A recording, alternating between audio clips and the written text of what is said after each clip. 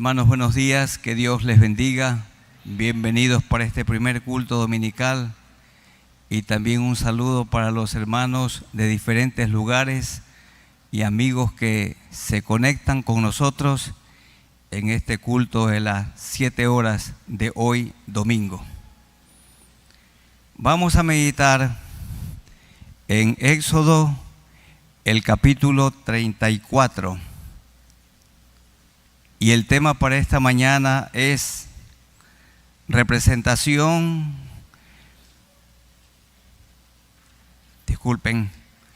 renovación del pacto de Dios con su pueblo.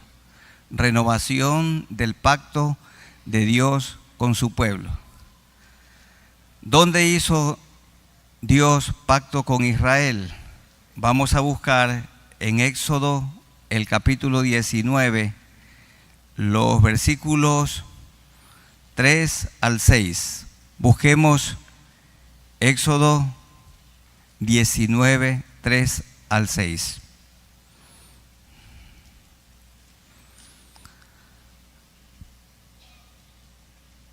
Hay parejas de cónyuges hoy que tienen una ceremonia para renovar su pacto.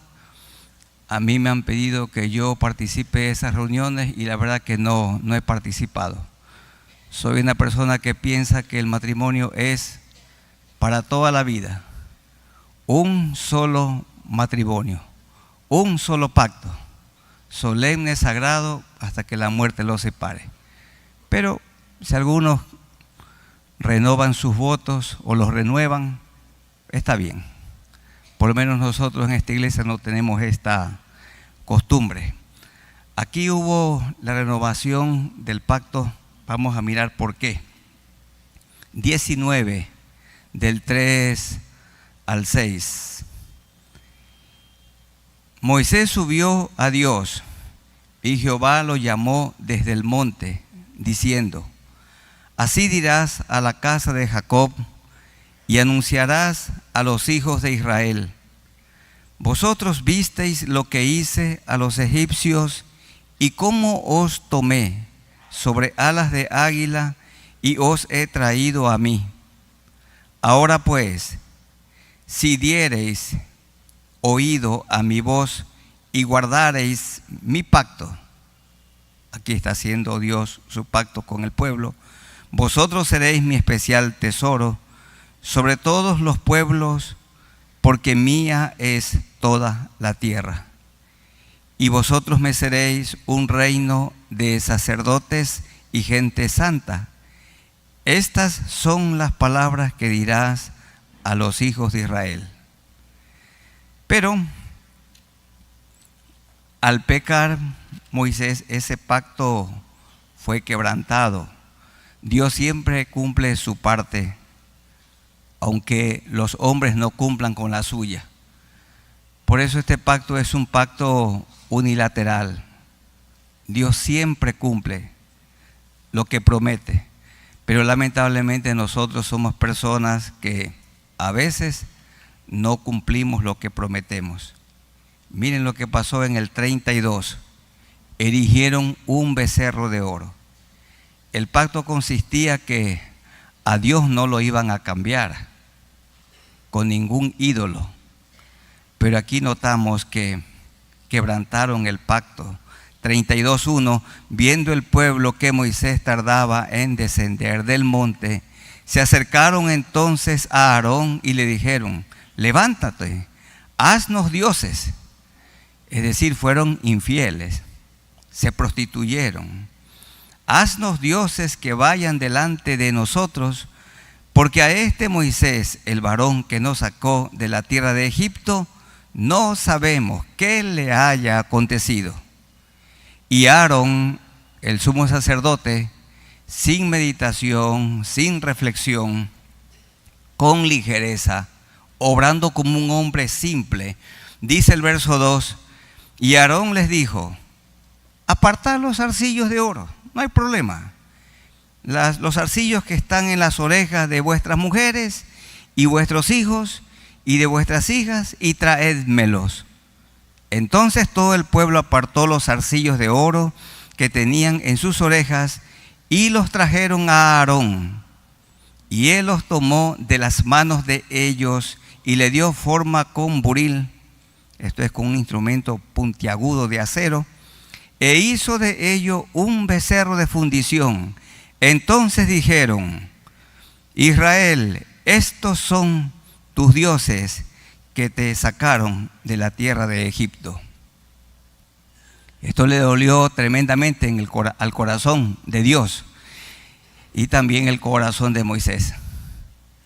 Como cuando un hombre se hiere profundamente cuando su esposa le es infiel. Ese es un dolor indescriptible. Y también el dolor indescriptible para una mujer cuando su esposo rompe el pacto y le es infiel. Aquí notamos que el pueblo de Israel rompió el pacto. Y miren que es un pacto solemne y sagrado para toda la vida, el pacto del matrimonio. Yo quiero que ustedes busquen en Malaquías, hablando del pacto.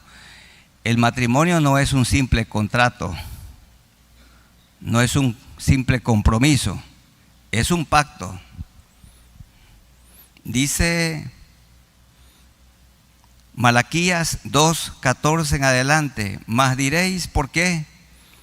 Porque Jehová ha atestiguado entre ti y la mujer de tu juventud, contra la cual has sido desleal, siendo ella tu compañera y la mujer de tu pacto. La mujer de tu pacto, el hombre de tu pacto. ¿No hizo él uno habiendo en él abundancia de espíritu? ¿Y por qué uno? Los dos ya no son dos, sino una sola carne, porque buscaba una descendencia para Dios. Estoy leyendo Malaquías 2:15. Guardaos pues en vuestro espíritu y no seáis desleales para con la mujer de vuestra juventud. Porque Jehová Dios de Israel ha dicho que él aborrece el repudio, y al que cubre de iniquidad su vestido, dijo Jehová de los ejércitos.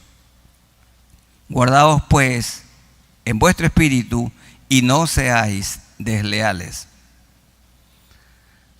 Al elaborar un becerro de oro, el pueblo de Israel fue traicionero, infiel, y rompieron el pacto. Y como una pareja sí se puede reconciliar, y yo creo que se deben reconciliar, porque nunca la solución es la separación o el divorcio, el remedio es la reconciliación. Aquí Dios nos da el ejemplo en Éxodo 34 de esta reconciliación, y por eso el tema: el pacto es renovado, el pacto es restaurado de Dios con Moisés y con su pueblo. Procuremos estudiar este capítulo en 5 partes. La primera, la orden de Dios a Moisés, quien debía subir al monte otra vez. Y ahora 40 días también y 40 noches sin beber agua y sin comer pan, en ayunas. Y Dios lo mantuvo a Moisés, como veremos en la parte final del capítulo. Dice 34, 1 al 4. Y Jehová dijo a Moisés: alízate 2 tablas de piedra como las primeras, y escribiré sobre esas tablas las palabras que estaban en las tablas primeras que quebraste. ¿Le hace acuerdo? Hay algunas personas que están de acuerdo con la ira de Moisés, que rompió las tablas escritas por el dedo de Dios, porque eso dice el capítulo 31 de Éxodo, el verso 18. Miren ahí en sus Biblias. Y dio Moisés, cuando acabó de hablar con él en el monte de Sinaí, 2 tablas del testimonio. Dios dio a Moisés 2 tablas del testimonio, tablas de piedra escritas con el dedo de Dios. Y en el estudio de este capítulo decíamos que toda la Biblia, desde Génesis hasta Apocalipsis, la Biblia es escrita por el dedo de Dios. Y si ha sido escrita por el dedo de Dios, no debemos añadirle nada ni quitarle nada. Porque los liberales se esfuerzan por quitarle o se esfuerzan por añadirle. Toda es la palabra de Dios. Pero cuando Moisés vio el becerro de oro y al pueblo que estaba corrompiéndose, dice 32:19, y aconteció que cuando él llegó al campamento, Moisés, y vio el becerro y las danzas, ardió la ira de Moisés, y en su ira santa arrojó las tablas de sus manos y las quebró al pie del monte.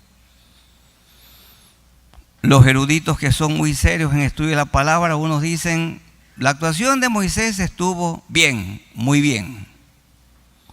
Otros que pensamos que era una ira santa, pero esta ira pudo haber sido controlada. Yo creo que Dios sí se sintió ofendido con que Moisés haya quebrado las tablas que él escribió con su dedo. Por eso le dice, mira, ahora alízate 2 piedras y sube al monte. Subir con esas 2 tablas de piedra no era cosa sencilla.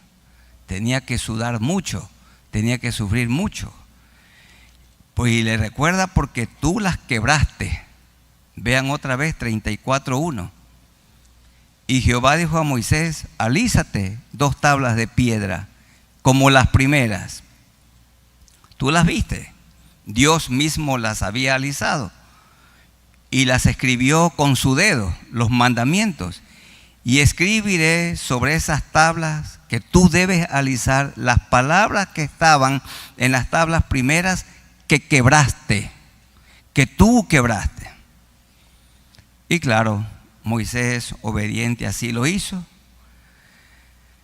Prepárate pues para mañana y sube de mañana al monte de Sinaí y preséntate ante mí sobre la cumbre del monte. Y tenía que subir a la cumbre del monte con las 2 tablas. Yo no sé, a lo mejor cada tabla pesaba unas 40 libras, 50 libras. Y subir con un peso al monte, subir con una sandía muy grande que pesa 40 libras. No sé cuántos puedan llegar, pero Moisés tuvo que subir, dice, al pico del monte. Y sube de mañana al monte de Sinaí y preséntate ante mí sobre la cumbre del monte.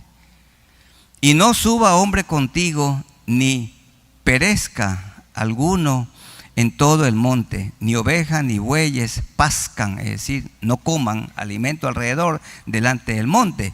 Y Moisés, siempre obediente, sumiso, alisó 2 tablas de piedra como las primeras, y se levantó de mañana y subió al monte Sinaí, como le mandó Jehová, y llevó en sus manos, repite y repite, las 2 tablas de piedra. Moisés era obediente. Y allí en el monte tenía que estar sin comer y sin beber agua durante 40 días y también 40 noches. Eso es lo primero.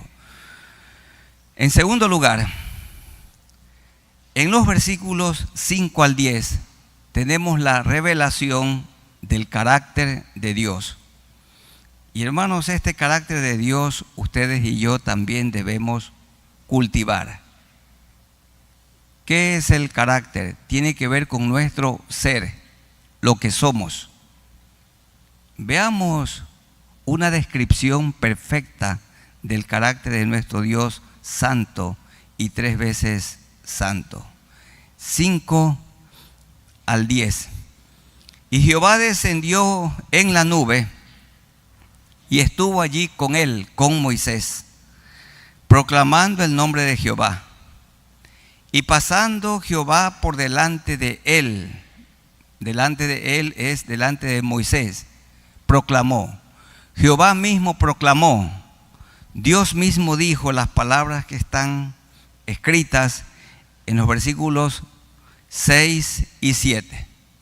Él mismo dijo: Jehová, Jehová, fuerte, misericordioso y piadoso, tardo para la ira y grande en misericordia y verdad. Cuando estudiamos el libro de Génesis en el capítulo 1, siempre se hablaba Dios, se habla allí de Dios como creador de la tierra, de todo lo que hay en la tierra y del universo. Pero en el capítulo 2 del libro de Génesis ya no solo se lo llama Dios, sino Jehová Dios. En todo el capítulo 1 aparece el nombre Elohim. Elohim, esto es Dios Todopoderoso, el que controla el universo, la humanidad, sostiene el universo. Pero en el capítulo 2 del libro de Génesis ya aparece Jehová, el nombre de Dios Jehová, y habla de un Dios cercano, de Dios íntimo. Dice Génesis 2:4: estos son los orígenes de los cielos y de la tierra, cuando fueron creados, el día que Jehová Dios hizo la tierra y los cielos. Ya no se dice solamente Dios, sino Jehová Dios. Y este Jehová es el que se paseaba en el huerto, y ahí estaba la primera pareja, nuestros primeros padres, Adán y Eva, y Jehová se paseaba. ¿Quién es Jehová? Dios cercano, Dios íntimo, Dios que me oye, Dios que me aconseja. No Dios lejano, sino Dios cercano. No se dormirá el que guarda a Israel. Y la primera pareja podía oír la voz de Dios, la voz de Jehová Dios. Y ahora Dios, Jehová, es más íntimo, porque vive dentro de nosotros en la persona del Espíritu Santo. Volvamos a Éxodo, el capítulo 34. Él mismo se presenta en el versículo 6 del capítulo 34 como Jehová, Jehová, fuerte, misericordioso y piadoso, tardo para la ira y grande en misericordia y verdad. Hermanos amados, estos atributos de Dios o estas cualidades de Dios también nosotros tenemos que cultivar en nuestra vida. Ser misericordiosos, ser compasivos, ser piadosos, lento para la ira y grande en misericordia. Son cualidades de Dios. Este es el carácter de Dios, pero también es el carácter que ustedes y yo debemos cultivar. Verso 7, que guarda misericordia a millares, que perdona la iniquidad, la rebelión y el pecado, que perdona. Hay hombres que todavía no perdonan a su mujer, porque es verdad, ella le falló, ella fue infiel, pero Dios ha perdonado nuestras infidelidades. Y el hombre dice, me decía un hermano, pastor, no puedo perdonar. Cada vez que voy a estar con ella íntimamente, me acuerdo de su pecado y sencillamente es imposible perdonarla. Así que un camino tenemos, nos vamos a separar. Pero Dios no obra así. Él nos perdonó y nos perdona. Y también sencillamente hay mujeres que dicen, este matrimonio se rompe, porque yo no puedo perdonar a este hombre infiel. Yo no lo perdono. Pero en cambio, Dios en su carácter no es así. dice allí que perdona la iniquidad, la rebelión y el pecado. Hay padres que no perdonan a su hijo, a su hija, y el hijo o la hija están lejos del hogar porque sus padres no los quieren perdonar. Y también hay tantos hijos que viven con amargura y llegan a ser adultos y ancianos y no perdonan a su papá y a su mamá.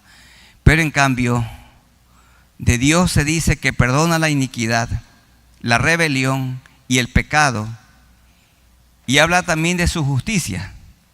Tenemos que ser justos, y la justicia de Dios es valorar a las personas como Dios las valora y perdonarlas como Él las perdona y amarlas como Él las ama, y que en ningún modo tendrá por inocente al malvado que visita la iniquidad de los padres sobre los hijos y sobre los hijos de los hijos hasta la tercera y cuarta generación.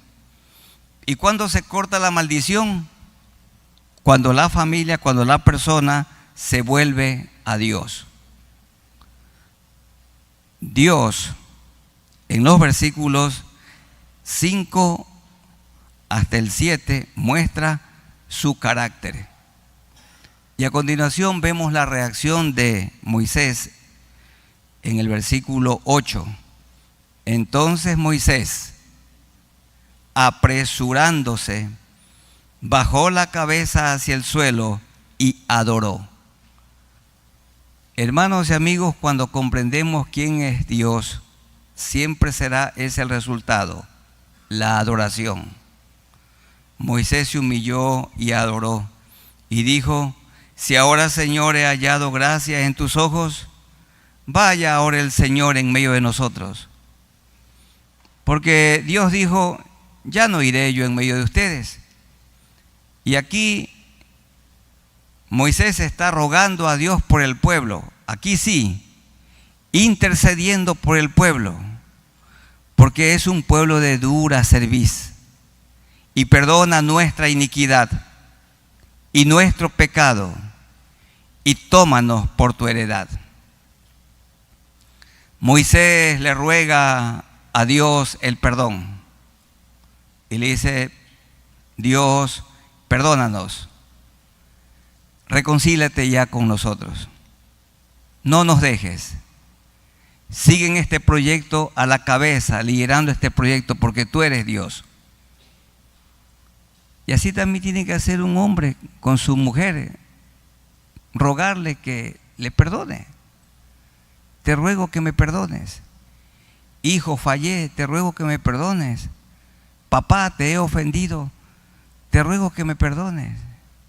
Y cuando ofendemos a un hermano o una hermana, yo te ruego que me perdones. Aquí Moisés ruega. Este pueblo es duro de cerviz. Perdona nuestra iniquidad. 3 veces se dice entre el capítulo 33 y 34 de Israel como pueblo duro de corazón, duro de cerviz. Vean ustedes 33:3. A la tierra que fluye leche y miel, pero yo no subiré, le está diciendo aquí Dios. Yo no subiré en medio de ti, porque eres pueblo de dura cerviz. No sea que te consumen el camino. Yo no voy a subir con ustedes.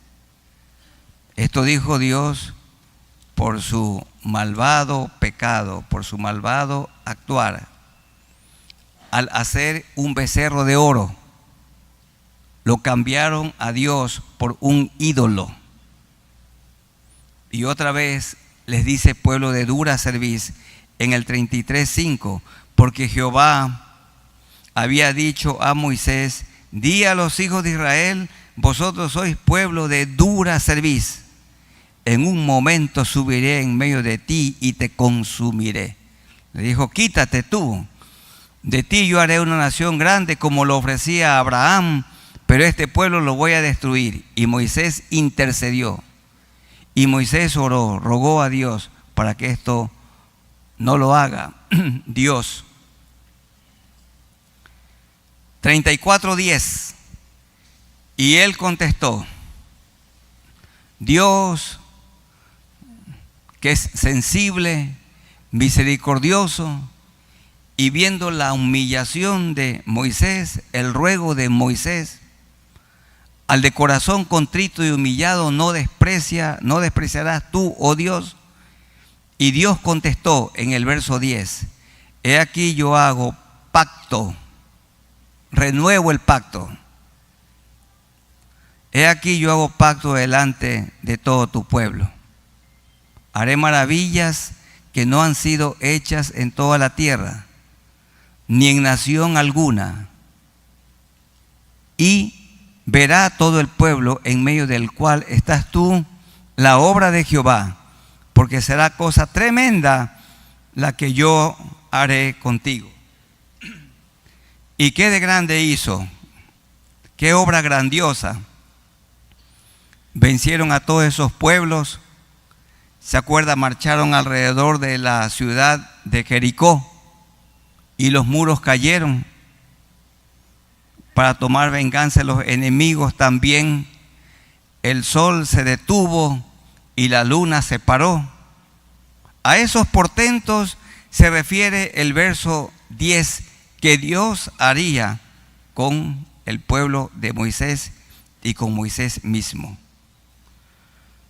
Así que hubo la revelación del carácter de Dios.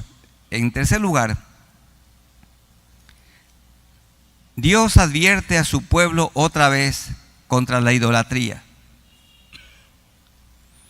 2 pecados cometió Israel en su camino a la tierra prometida. Número 1, la idolatría. Y número 2, la rebelión. La idolatría, la rebelión, la murmuración. El pueblo de Israel era un pueblo ingrato, un pueblo quejumbroso. Y aquí tenemos advertencias en los versículos 11 al 17. Hermanos, son las mismas advertencias para nosotros hoy. Y podríamos dar a conocer muchísimas, pero por lo menos algunas. Lean en su Biblia el verso 11.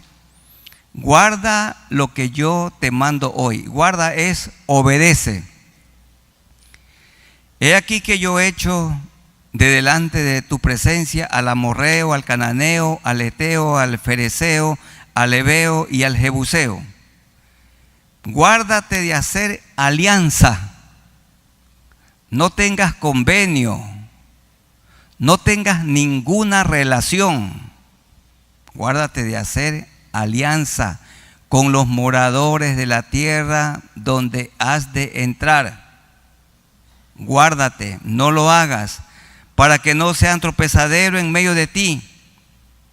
Antes bien, verso 13, derribaréis sus altares y quebraréis sus estatuas, los muñecos esos, que tienen ojos y no ven, oídos tienen y no oyen, boca tienen y no hablan, manos tienen y no palpan. Dice, derribaréis sus altares y quebraréis sus estatuas y cortaréis sus imágenes de acera. Y repite en el versículo 14, porque no te has de inclinar a ningún otro Dios, porque ya se inclinaron delante del becerro de oro. Y ya saben, hermanos, Dios con minúscula es toda cosa o persona que ocupa el primer lugar. Hay muchas personas que dicen, no tengo tiempo para leer la Biblia porque tengo que trabajar. El trabajo es su Dios. Hay muchos jóvenes que estudian y dicen, no tengo tiempo para ir a la reunión de jóvenes, no tengo tiempo para orar, ni para leer la Biblia, ni para ir al templo, porque estoy estudiando. El estudio es su Dios. No, yo no tengo tiempo para buscar a Dios, no tengo tiempo para congregarme porque tengo que cuidar mi finca. Y ahora que el cacao tiene un precio muy alto, yo tengo que estar en medio de la finca. Entonces la finca es su Dios. Y no porque yo tengo que cuidar a mi papá y a mi mamá. Ya mi mamá es una mujer ancianita, ya tiene como 90 años y no puede ir al templo, Dios sabe. Entonces la viejecita es su Dios. Hermanos y amigos, que quede claro, toda cosa o persona que ocupa el primer lugar es un ídolo. Y ya saben ustedes, el ídolo del mundo hoy es el teléfono celular. ¿Cuántas horas a usted le marca que permanece haciendo uso del teléfono celular, en las redes sociales, consumiendo internet por día? Una maestra de un grupo discipulado me comunicó que hay un muchacho que pasa entre 9 y 10 horas diarias con el ídolo, pero no tiene tiempo para leer la Biblia, ni para orar, ni para asistir 2 horas a un grupo de discipulado. Porque bien puede ser que hayan aquí personas que piensan, ay, yo no tengo ninguna estatua, no tengo ningún ídolo en mi casa. No, a ese tipo de ídolos solamente no se refiere. Cosa o persona que ocupa el primer lugar. Hay mucha gente que no se congrega porque está con su ídolo. No, dice, tampoco yo no puedo ir porque hoy hay tanto peligro y tengo que quedarme cuidando la casa. Entonces su casa es el ídolo. Si Jehová no guardare la ciudad, en vano vela la guardia. Porque no te has de inclinar a ningún otro Dios, pues Jehová, cuyo nombre es celoso, Dios celoso es. Y repite lo del verso 12. Por tanto, no harás alianza, porque fornicarán en pos de sus dioses y ofrecerán sacrificios a sus dioses y te invitarán, subraya eso, y te invitarán y comerás de sus sacrificios, tomando de sus hijas para tus hijos y fornicando sus hijas en pos de sus dioses. Harán fornicar también a tus hijos en pos de los dioses de ellos. No te harás dioses de fundición. Bien, hermanos, en el verso 12 y en el verso 15 se dice, no harás alianza. ¿Con quién nosotros podemos hacer alianza hoy y que es pecaminoso? Bueno, no hay que hacer alianza con los idólatras. Pero también yo tengo aquí, no hagamos alianza con los que encabezan la lista de 2 Timoteo, el capítulo 3, dice los amadores de sí mismos. No harás alianza con los que son amadores a sí mismos, los que cultivan el yo.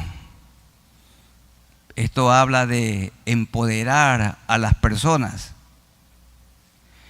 La Biblia habla que para que Cristo reine, mi yo tiene que morir.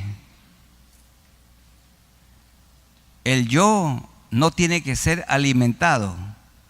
Al yo, según la Biblia, hay que dejarlo alimentar para que muera. Por esto Pablo dijo, ya no vivo yo, sino Cristo vive en mí. Para que Cristo reine, para que Cristo gobierne, mi yo tiene que morir. No tenemos que hacer alianza con ese movimiento que le llaman la ideología de género. Con esa gente nosotros no hacemos alianza. Ni tampoco nosotros hacemos alianza con esa agenda llamada 2030. No hacemos alianza. Nosotros no hacemos alianza con las personas que piensan, que enseñan que cada uno elige qué ser. Porque hoy ya en algunos lugares a los niños se les permite elegir. Una niña puede decidir ser hombre. Y un hombrecito, un niño, puede decidir ser niña. Nosotros no hacemos alianza con ese pensamiento corrupto, con ese pensamiento depravado, no hagamos alianza. Y se repite en el versículo 15, por tanto, no harás alianza. Bueno, y aquí habla en la última parte del verso 15, y te invitarán. Miren, padres de familia, si ustedes quieren que sus hijos no se corrompan, no le permitan ir a ninguna fiesta pagana. Escuchen, a ninguna. Porque todas las fiestas paganas comienzan con que vengan porque vamos a tener un bonito momento, solo habrá una comidita y nos tomaremos una Coca-Cola. Falso. Ninguna fiesta pagana es con comida y Coca-Cola. Toda fiesta pagana es una orgía. Y orgía significa un lugar donde se practican varios pecados al mismo tiempo. Sencillamente no hay que hacer alianza. Difícil es que un hermano haga alianza con un pagano para una empresa. Solo un ejemplo. El creyente para fin de año querrá regalar comida. El pagano querrá regalar whisky. El socio creyente querrá invitar al pastor para que dé un mensaje a todos los trabajadores. El pagano traerá un DJ para una música, para una orgía. Así que es imposible que haya armonía, concordia entre la luz y las tinieblas. No harás alianza. Y vean, jóvenes, no hagan alianza con un pagano. Señoritas o mujeres solteras, si se van a casar con un pagano, escríbalo bien, les irá mal. Porque aquí dice, no harás alianza en absoluto con un pagano. Y jóvenes, los que dicen que la chica es muy linda y es de buena familia es que tiene plata. Ay, dicen, la chica es de buena familia. Es bonita físicamente, se ha educado y tiene dinero. Eso no es ser de buena familia. Sencillamente dice la Biblia, no harás alianza. Pero hay tantas madres y padres entre los creyentes que solapan y les parece que no hay nada de malo que su hijo y su hija se relacione con personas paganas. Dice, no hagas alianza, te invitarán. Leamos otra vez el verso 16 en lo que tiene que ver con el matrimonio. No hagas alianza porque o tomando de sus hijas para tus hijos. Los hijos de Israel no deberían de casarse con una cananea. Los hijos de Dios no deben de casarse, unirse en matrimonio con una pagana. Y fornicando sus hijas en pos de sus dioses, harán fornicar también a tus hijos en pos de los dioses de ellos o de ellas. No te harás dioses de fundición. Hermanos, pensemos en este momento, ¿con quién mantenemos nosotros alianza? Jóvenes queridos, ¿con quién ustedes están relacionándose? ¿Con quién tienen alianza? ¿Es una persona creyente? ¿Ha nacido de nuevo? ¿Quién es? ¿O es un pagano o una pagana? ¿Es un no creyente o una no creyente?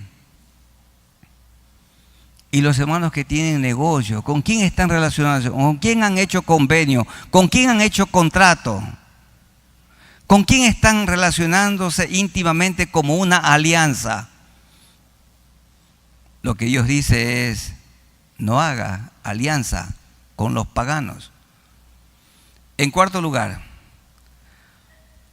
el pueblo de Israel debía guardar 3 fiestas, porque a veces no las guardaron. Esto dice en los versículos 18 hasta el 26. ¿Cuáles eran las 3 fiestas que debían guardar? Estaba la fiesta de la Pascua, 34:18, también conocida como la fiesta de los panes sin levadura. La fiesta de la Pascua se recordaba la salida de Egipto y se recordaba cuando Dios guardó a las familias de Israel. Él permitió que mataran a un cabrito y pusieron sangre en el dintel y en los parantes de las puertas. Y cuando en la noche vino el heridor, no murió el primogénito de las familias de Israel, pero sí murieron los primogénitos de las familias egipcias, comenzando con el hijo, con el primogénito de Faraón.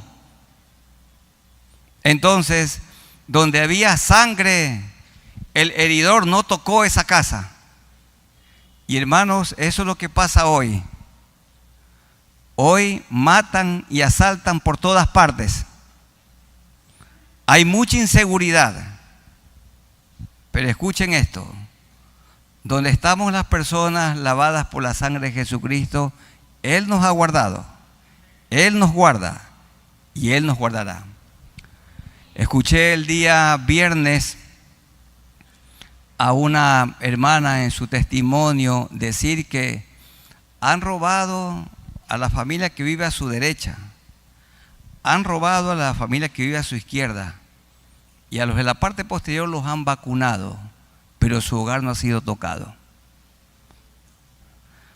Ahora dicen que hay personas que están gobernando las ciudades. Hermanos, ninguna persona gobierna las ciudades. Las ciudades son controladas por Dios. Dios las gobierna. Dios las cuida. Ningún hombre los está cuidando a ustedes ni a mí. No se adormecerá el que guarda a Israel. Si Jehová no guardare la ciudad, en vano vela la guardia. Significa que quien vela por nosotros es Dios. Pero qué pena que hay personas que dicen, oiga, no tenga problema, no tenga cuidado, que por ahí esa área está cuidada por una buena persona. ¿Cómo que una buena persona? Dios cuida las ciudades. Dios es el dueño del universo. Y nuestra confianza tiene que estar en Él. A algunos le pasan una tarjetita y dice, cualquier cosa que le pase, llámeme con confianza. Llámeme con confianza. Vamos a Dios. Y ustedes y yo tenemos que predicar el Evangelio a toda persona que está perdida. Debían guardar la fiesta de la Pascua, o también conocida de los panes sin levadura.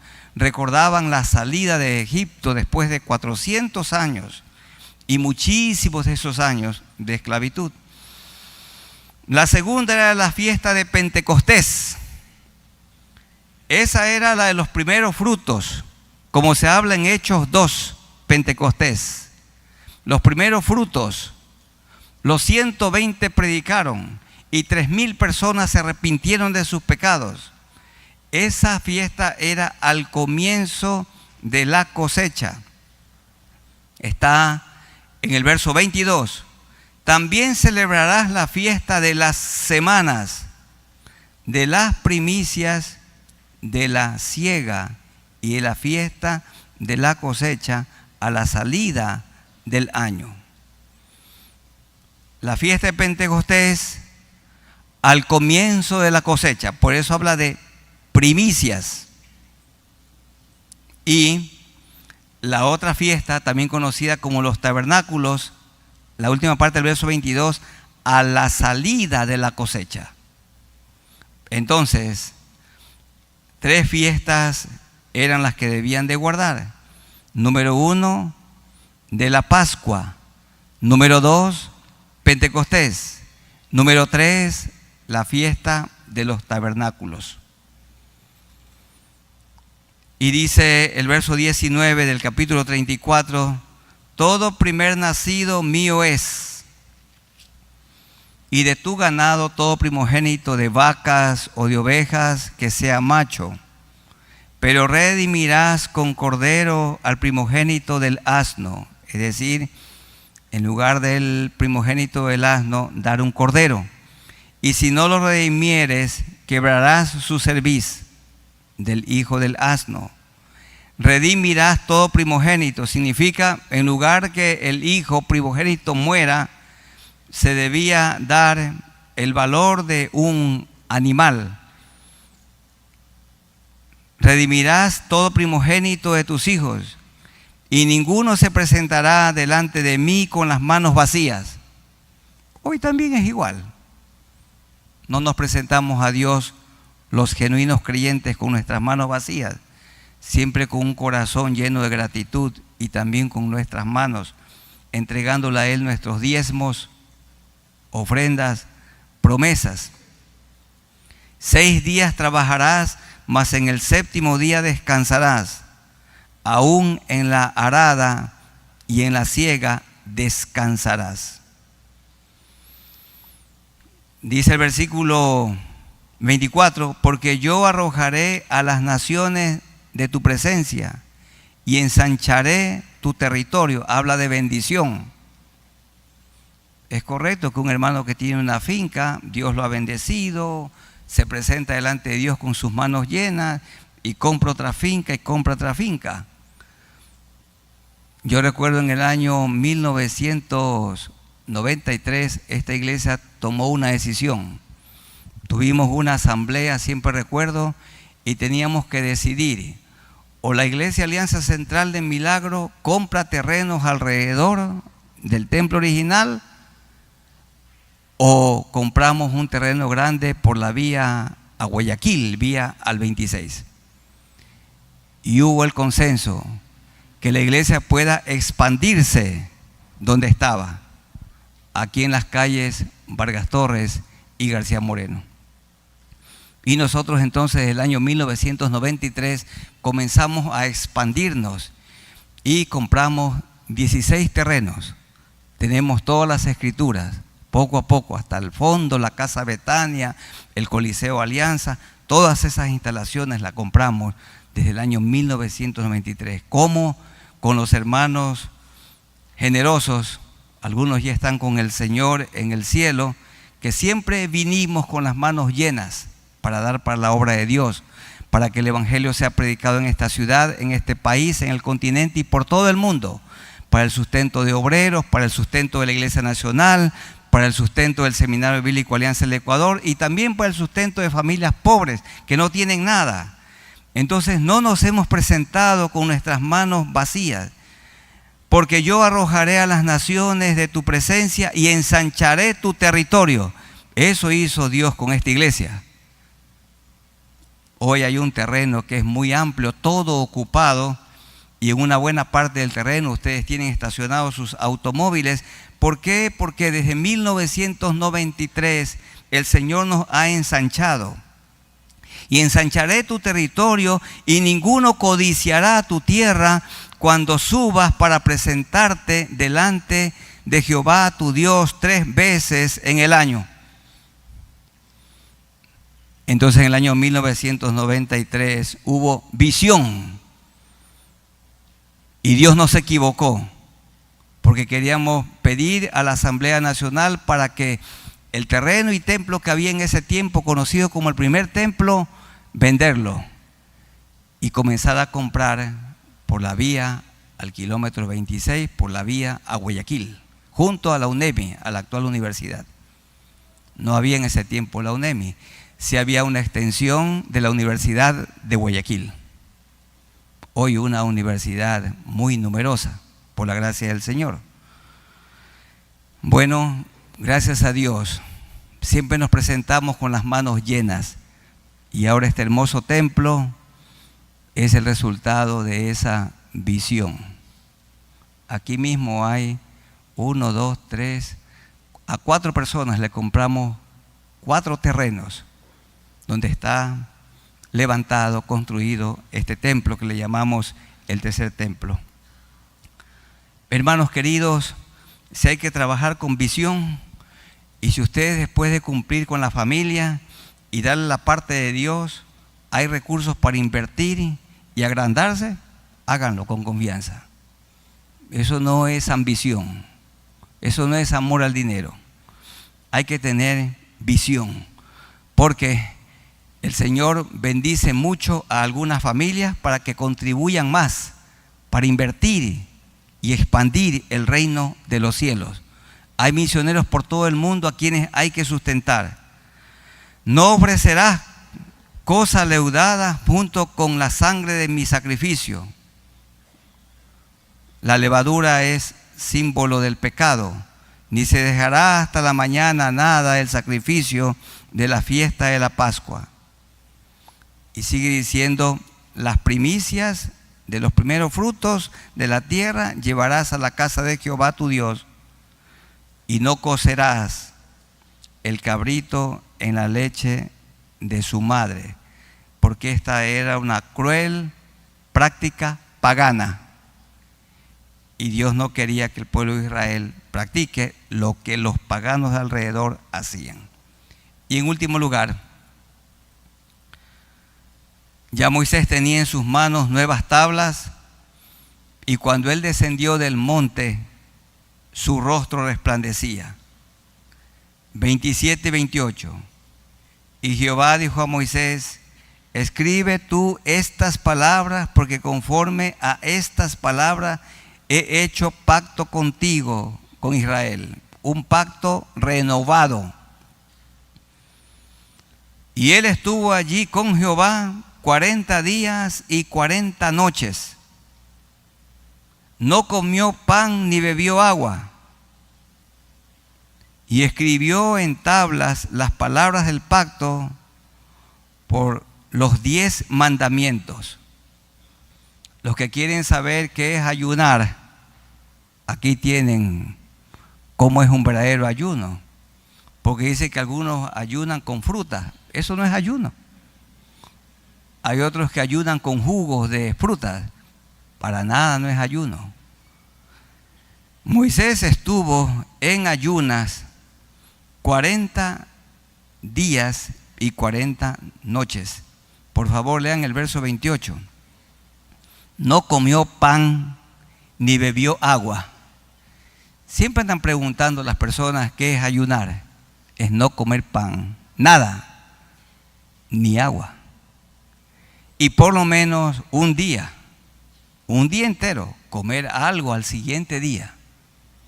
Por lo menos un día, no comer pan ni tomar agua hasta el siguiente día. Cuando una persona no ha comido en un día o en 2 días, los demás lo ven demacrado y le dicen, ñañito, ¿qué te pasa? Pero noten que eso no pasaba con Moisés. Antes bien su rostro resplandecía, porque él estaba con Dios. Por favor, el 29. Aconteció que descendiendo Moisés del monte con las 2 tablas del testimonio en su mano, al descender del monte, no sabía Moisés que la piel de su rostro resplandecía después que hubo hablado con Dios. Y Aarón y todos los hijos de Israel miraron a Moisés, y aquí la piel de su rostro era resplandeciente, y tuvieron miedo de acercarse a Moisés. Porque así sucede con una persona cuando tiene comunión con Dios, su rostro resplandece. Dice verso 33, y cuando acabó Moisés de hablar con ellos, puso un velo sobre su rostro, para que el pueblo de Israel no viera cuando el resplandor iba desapareciendo. Cuando venía Moisés delante de Jehová para hablar con él, se quitaba el velo hasta que salía, y saliendo decía a los hijos de Israel lo que le era mandado. Y otra vez dice el 35, y al mirar los hijos de Israel el rostro de Moisés, veían que la piel de su rostro era resplandeciente. Y volvía Moisés a poner el velo sobre su rostro hasta que entraba a hablar con Dios. Solo hay 2 personas en toda la Biblia que se dice que su rostro resplandeció. Número 1 en el Antiguo Testamento, Moisés. Y número 2 en el Nuevo Testamento, Esteban. Dice que su rostro resplandecía. Y hermanos, ninguno espera aquí que su rostro brille o que mi rostro brille. Pero ¿saben qué? Sí se debe ver en su rostro y en mi rostro la vida de Cristo. En mi vida se tiene que ver la paz de Cristo, la esperanza que tenemos en Cristo. Sí tiene que mostrarse en nuestro rostro. Ustedes han visto los rostros de esas personas que tienen malos antecedentes y que los llevan esposados hasta el lugar de su prisión. Y ellos con su rostro, un rostro muy hostil, procuran esconderlo. Pero esas mismas personas, cuando vienen a Cristo, Dios les cambia también el rostro. Hay personas que tienen un rostro a quienes da temor acercarse. Pero cuando vienen a Cristo, su rostro también cambia, porque sus pecados han sido perdonados y ahora se puede ver en su rostro paz. Si tenemos que resplandecer, hermanos, nosotros somos como la luna. Recibe la luz del sol y la luna resplandece lo que el sol le da. Dios nos da su luz y nosotros tenemos que resplandecer. Vamos a mirar Mateo 5, 14. Mateo 5, 14. Vosotros sois la luz del mundo. No dice la luz del templo, la luz del mundo. Una ciudad asentada sobre un monte no se puede esconder.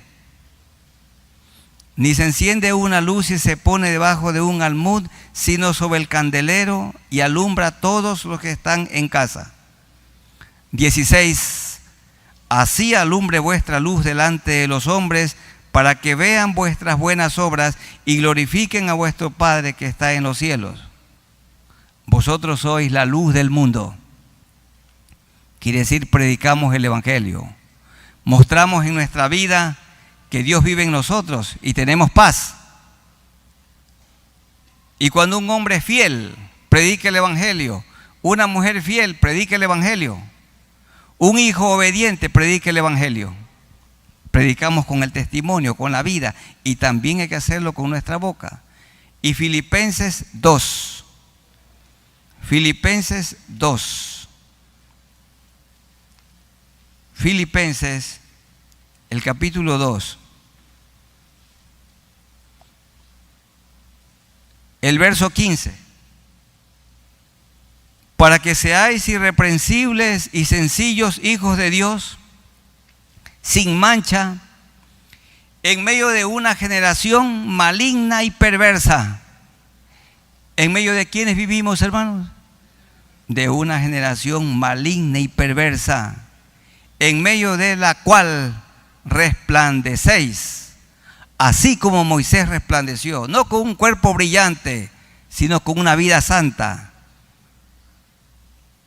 en medio de la cual resplandecéis como luminares en el mundo. ¿Cuál es el texto clave del 34 de Éxodo? El verso 10. Y él contestó, Dios dijo, he aquí yo hago pacto delante de todo tu pueblo, haré maravillas que no han sido hechas en toda la tierra. Dios es hacedor de maravillas, y yo creo que la maravilla número 1 que Dios sigue obrando es la salvación de las personas perdidas. Vamos a ponernos de pie y vamos a orar al Señor para terminar esta predicación. Hermanos queridos, estemos de pie y oremos al Señor.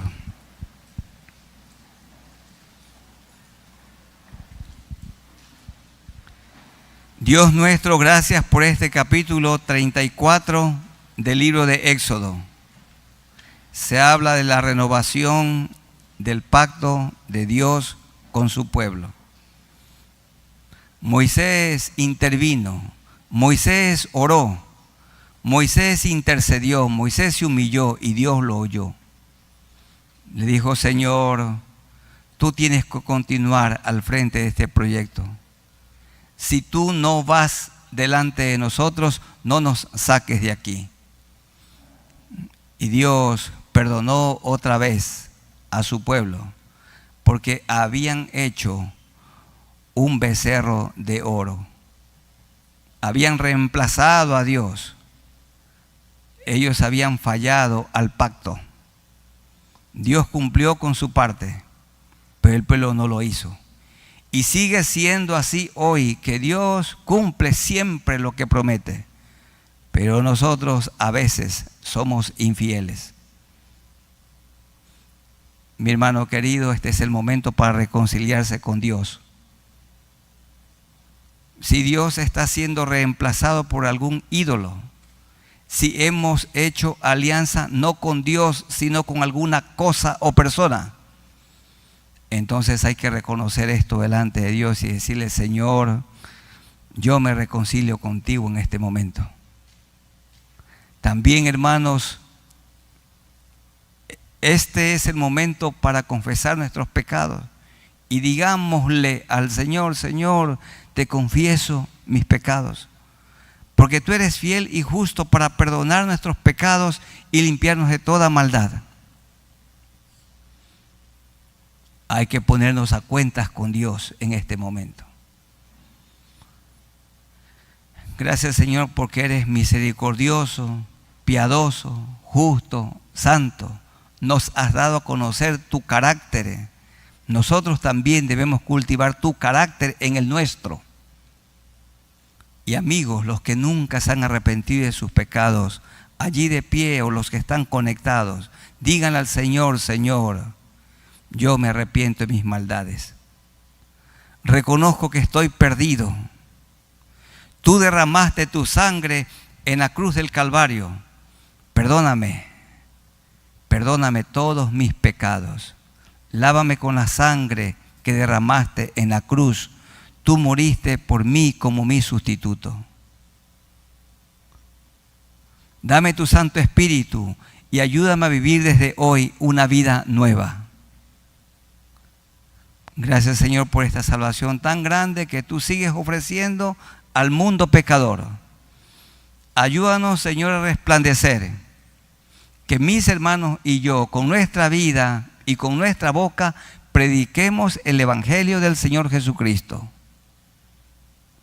Así te rogamos, Señor, con amor, en humillación, y en el nombre de nuestro Señor Jesucristo. Amén. Tomen asiento. Hermanos, que el Señor les bendiga, y a los que se han conectado con nosotros, Dios les bendiga, y les damos un abrazo en el amor de Jesucristo.